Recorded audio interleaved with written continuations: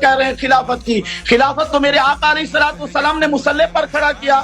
میرے آقا علیہ الصلوۃ والسلام نے فرمایا مروا ابا بکر فلیصلی بالناس، لوگوں کو حکم دے ابو بکر نماز پڑھائے. کہ میرے بعد اقتدا کس کی کرنی ہے؟ حضرت ابو بکر صدیق رضی اللہ تعالیٰ عنہ کرنی ہے، حضرت عمر فاروق رضی اللہ تعالیٰ عنہ کرنی ہے.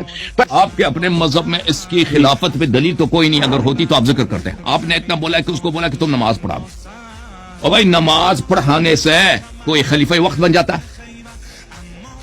اور نماز پڑھانے سے آپ کے اپنے کتابوں میں موجود ہے کہ رسول صلی اللہ علیہ وسلم تو عبد الرحمن ابن عوف کے پیچھے خود نبی نے اقتدا کی. آپ کے اپنے بخاری میں یہاں پہ لکھا ہے کہ خسرے کے پیچھے، بخاری میں یہاں پہ الصلاۃ خلف کل الصلاۃ خلف المفتون والمبتدع بدعتی، اور صاحب فتنہ کے پیچھے نماز پڑھنا جائز ہے. اور اس کے بعد وہ یہ بیان کرتے ہیں کہ خسرے کے پیچھے، ٹرانسجینڈر کے پیچھے بھی نماز پڑھنا جائز ہے. یہ نبی صلی اللہ علیہ وسلم نے اس کو کب امام المسلمین بنا دیا، کب خلافت اس کو عطا کیا؟